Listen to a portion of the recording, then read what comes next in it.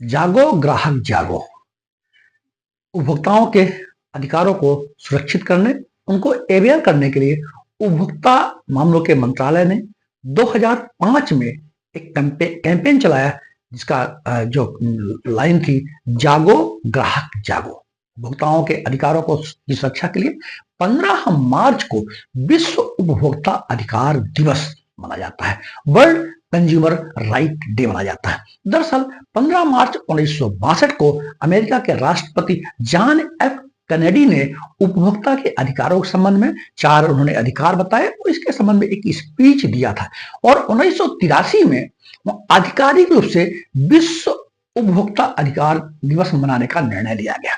उपभोक्ताओं के अधिकार होते हैं, उपभोक्ता मतलब वो सभी लोग जो कि वस्तुओं के रूप में और सेवाओं के रूप में पैसे पेड करके वस्तुएं लेते हैं और सेवाएं लेते हैं। इसलिए जरूरी है कि उनके अधिकार सुरक्षित हों। उन्होंने जो पेड किया है, जो पैसा पेमेंट किया है, उसके अनुरूप ही उनको वस्तुएं और सेवाएं मिले।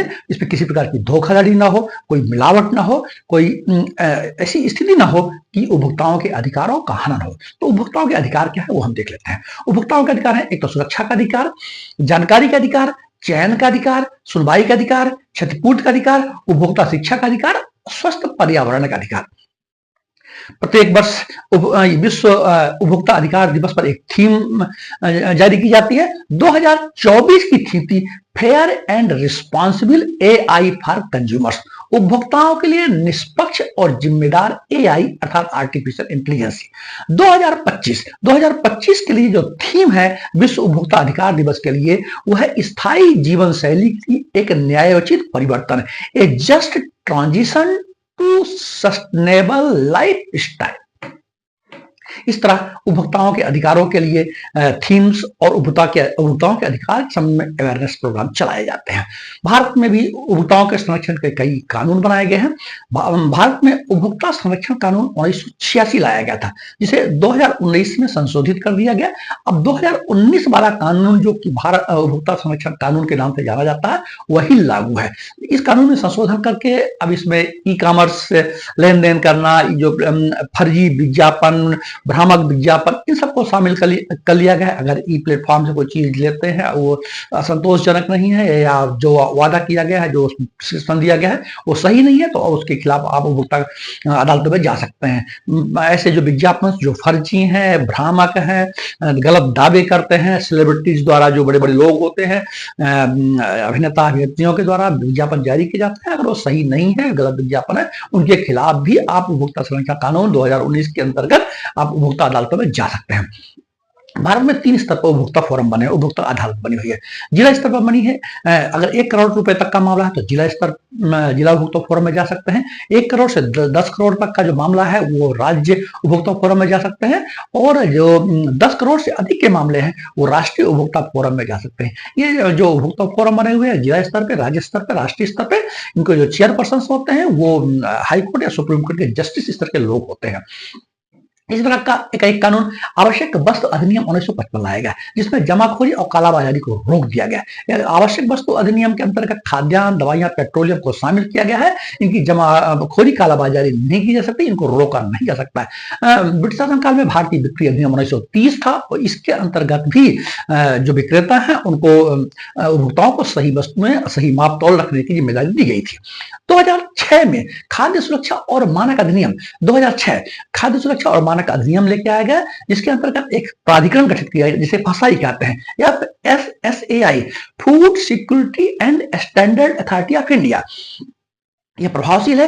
ये जितनी भी खाद्यान्न वस्तुएं होती हैं उनकी मानकों को तय करता है, उनकी सुरक्षा करता है, उनके जो न्यूट्रिशंस वैल्यू हैं उनको फसाई के द्वारा चेक किया जाता है, और उनका प्रमाणीकरण भी किया जाता है। तो ये फसाई का काम दे दिया गया है। 2002 में प्रतिस्पर्धा अधिनियम लेके आ गया, जिसके अंदर एक प्रतिस्पर्धा आयोग बनाया गया। प्रतिस्पर्धा आयोग का काम है कि जो कंपटीशन, बाजार के जो कंपटीशन है वो स्वस्थ कंपटीशन हो, मोनोपोली रुके। जो कुछ बड़ी कंपनियां एक अधिकार बना लेती हैं, तो एक अधिकार ना, किसी एक कंपनी का एक अधिकार बाजार में ना होने पाए, ताकि एक कंपटीशन बाजार में बना रहे। स्वस्थ कंपटीशन होने से वस्तुएं भी सस्ती मिलती हैं और क्वालिटी कंट्रोल भी रहता है। धोखाधड़ी के मामलों की जांच भी प्रतिस्पर्धा आयोग करता है। इसी प्रकार ड्रग्स एंड कॉस्मेटिक एक्ट भी बना हुआ है कि जो ड्रग्स हैं वो दवाइयां नकली ना हो, कॉस्मेटिक्स नकली ना हो, इसके लिए भी ड्रग्स एंड कॉस्मेटिक एक्ट बना हुआ है।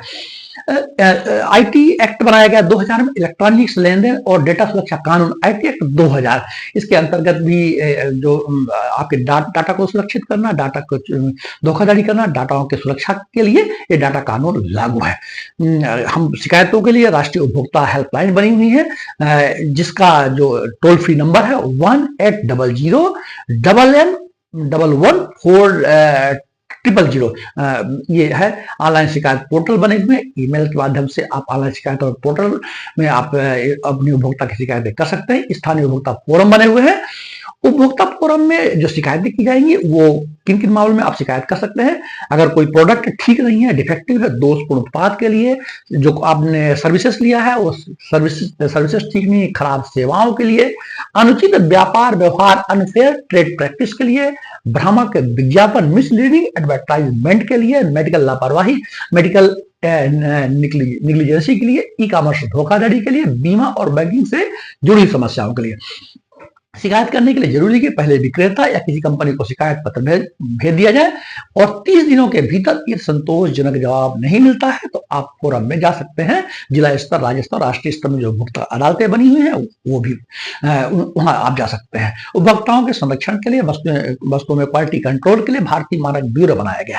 BIS 1986 में बनाया गया, 2016 में इसमें संशोधन किया। दो काम करता है भारतीय मानक ब्यूरो, एक तो प्रमाणीकरण करता है, ये मानकीकरण और सर्टिफिकेशन। मानकीकरण किन किन पदार्थों में ये स्टैंडर्ड फिक्स करता है।